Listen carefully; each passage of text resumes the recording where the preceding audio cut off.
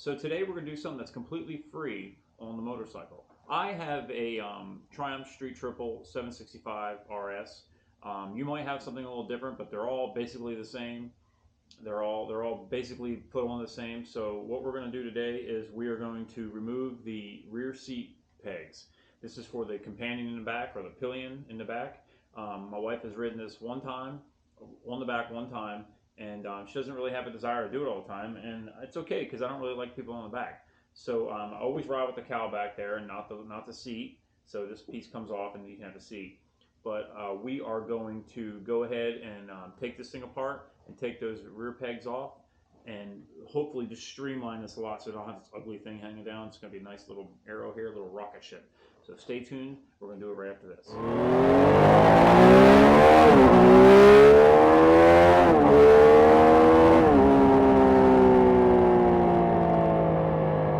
Okay guys, thanks for coming back. So the first thing we need to do is we got to get the seat off. And in order to do that, on this bike we need a key. Put the key over here.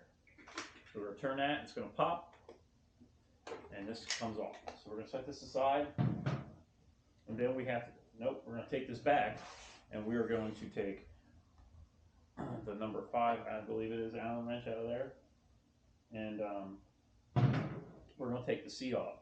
So got one bolt back here to take the seat off with. And if I haven't told you my story, always make sure you put the seat back on right. Because when I was like 10, it was in Wyoming visiting my 2 uncles. Had a bunch of land, and went there with my brother and my cousin to see my cousins and my uncles. And we were riding on a mini bike, and got on the mini bike first thing in the morning trying to beat everybody to it.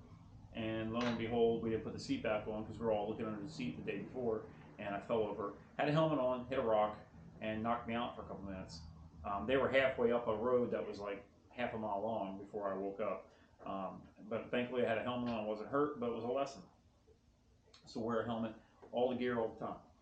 Okay, so I'm going to bring you in a little closer here, so hold on a second. Okay, so the first thing we're going to do is I got a tangle of wires here because I've got all kinds of stuff. I've got the Bluetooth thing there. I've got a camera thing here. I've got a thing here for the horn.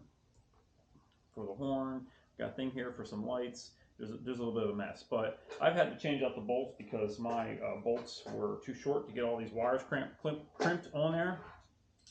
This bike really needs like a power station where you can put things on there, like a car would, but there's not a lot of room, so I guess that's why not. First thing we're going to do is we're going to take the battery off. This is going to suck because you're going to have to go in and reset your clock and your date. Reverts back to like 2000 or something. So we're going to go ahead and take the power off here. We're going to move these things out of the way. Put a bolt up there where we can't lose it. We're going to go ahead and take our ground off here. Set this aside. We don't need that for a while. Set our bolt up here. Get these wires out of the way. I'm just going to move this away. I could have shortened these up, but it was going to make getting in here harder, so I have some extra cables hanging around. So it looks kind of like a mess, but it's really not. It's pretty tidy, really. Then we're going to take the strap off the battery, and we're going to put the strap over here so we don't lose it. And when you're pulling this out, be careful that you don't lose the little nuts that are inside the battery. It has some little nuts right there. You don't want to lose them because they are a pain to find. And set that down on the concrete. Does not hurt a battery to sit on concrete. That is a myth and an urban legend. Okay, so right in here you have 2 bolts. Those are number 12 millimeter. Got a little ratchet here, and we're going to put those in. That didn't work. We're going to loosen those up.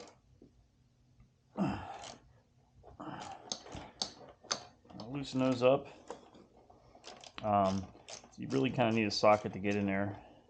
There's one here, and there's one up here further. Let me move you around so you get a little bit better view. Okay, so I'm going to come on the other side. There's one here and here. So we're going to come in here. I'm going to break this loose.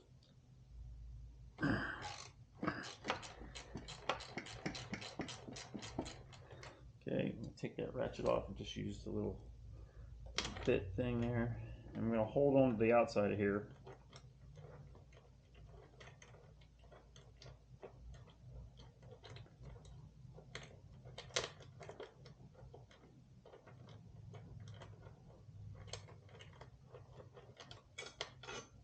bolt.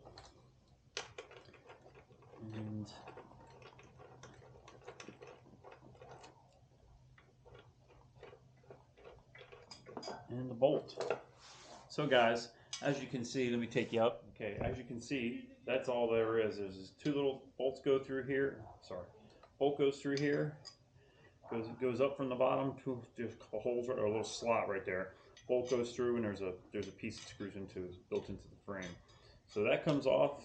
No more pegs for the rider in the back, but it's okay because I don't. The only thing I ever use this for is to put a GoPro mount on, and like a RAM mount. So one thing I'm thinking of is trying to find some way to put a little bracket down on the side, just a small little tiny bracket, so I can hook a RAM mount up to that.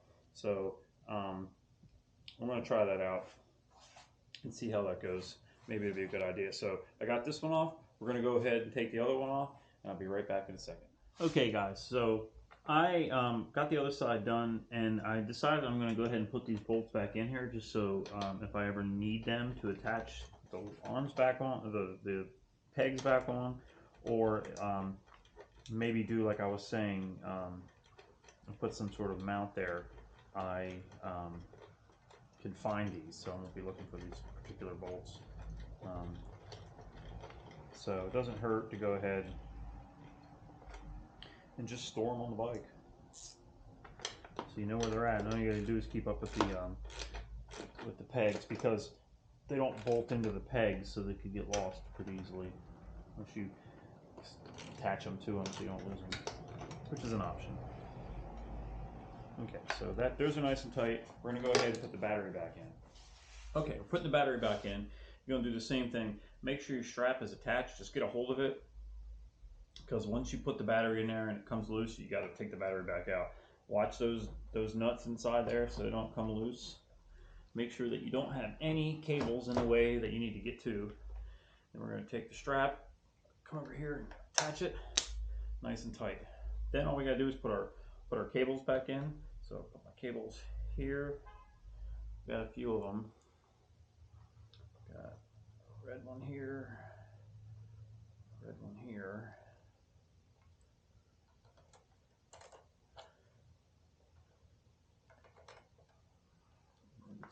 This little one just slips in here.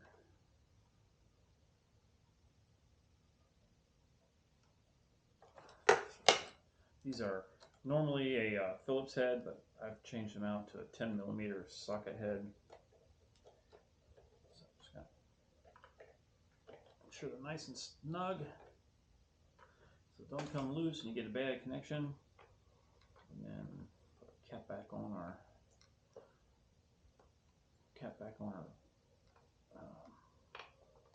inline fuse, and then put this one here, this one here.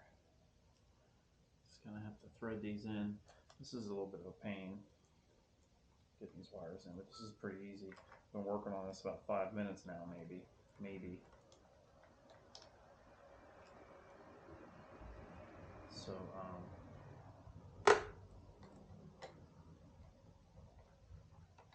harder to find the stupid hole than it is anything else.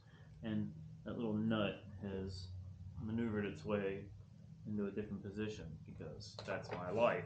So I'm going to grab a little screwdriver. I'm going to get a little screwdriver and see if I can flip it back over. Now, how the hell did that flip? There. I barely moved this battery around. Managed to flip over. Okay, so that's why I couldn't get it started. Put these back in here. Ooh, did you hear that? A little sizzle. Be careful. It's only 12 volts, it isn't going to hurt you. And we're going to hook this back up. Everything I have on here, if you see wires here, they're running through a relay. The only thing that's not hooked to the relay is this right here, which is the battery tender. And I have a little USB charger on the what do you call them? Handlebars. And that's on the switch. So like right now it's charging my phones, and it's doing that so that I can do it if the bike's off. You just have to remember to turn it off. But normally, like I drove home today trying to charge my phones, and I forgot to turn it on. So I usually forget to turn it on. Everything else is going through some sort of relay, so there's only power when the bike's turned on by the key.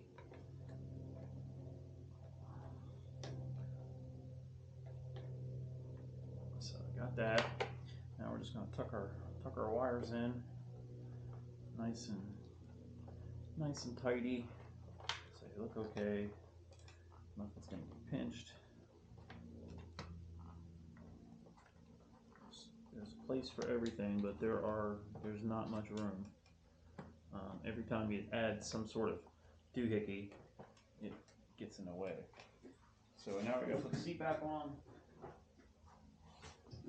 Just going to make sure you clip this in, get these little wings and these little holes here, push down and forward. It's a little bit of a pain in the butt, but once again, I might have told you before, nothing is worse than that 2005 Honda Shadow I had. That seat was horrible. And my Scrambler, my Triumph Scrambler was pretty tough. Because they're in the back and they're really hard to get to. I even bought some kind of aftermarket, like little handle things, but they sucked and they tore up the seat no matter what you did. So get that in there. Make sure it's seated, clicked in. The last thing you want to do is have the seat fall off the bike while you're sitting on it, going 100 miles an hour. Not that I go 100 miles an hour, but if you were going to go 100 miles an hour, or 5 miles an hour, like when I was 10. Got that in there. Okay. Snug her down a little bit. We get our tools out of the back. Gonna put our little thing back in our seat, a little holder here. Came with some more stuff, but I don't know where they've all gone to. This is the only one I really need. I'm gonna click that back in. And that's it. Voila, we're done. And I'm going to take you for a little look around. You can get an idea what it looks like, and then you know how to do a mod that only cost $0 and lasted a little while. So give me 1 second. So there we go. So now we have a nice clean line. You know, I already had the tail tidy put on. That's an Evotech tail tidy, and they do make. They make a little blanking plate for this, which I may buy. Evotech makes one, and it has basically it's a flat plate that's sort of contoured to match this. Kind of rolls up a little bit. It's got two things on there, two little tabs, and they go up, and you bolt them in. And I thought about putting a blanking plate there, and then being able to put like a ram mount right here underneath of it, so I can put a ram ball or whatever out from that way. But all in all, I think that looks pretty good. There you go. Here's the other side. So really cleans it up. So you got your line, you got your tire around here, and you just got this sort of horizontal line going up, and you don't have any more doohickeys hanging down. And I really like the way that came out. Really cleaned up the bike a lot. I think it looks much better. And that's it, guys. Thanks for checking me out. Please hit like and subscribe down there.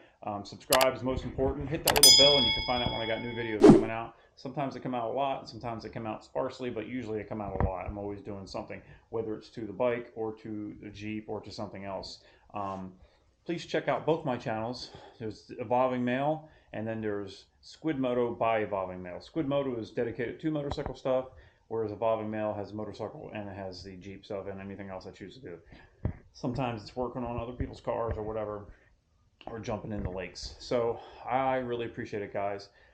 Thanks for checking me out. Please check me out on Instagram, Facebook, and TikTok at Evolving Male. And as always, guys, leave some comments and peace out.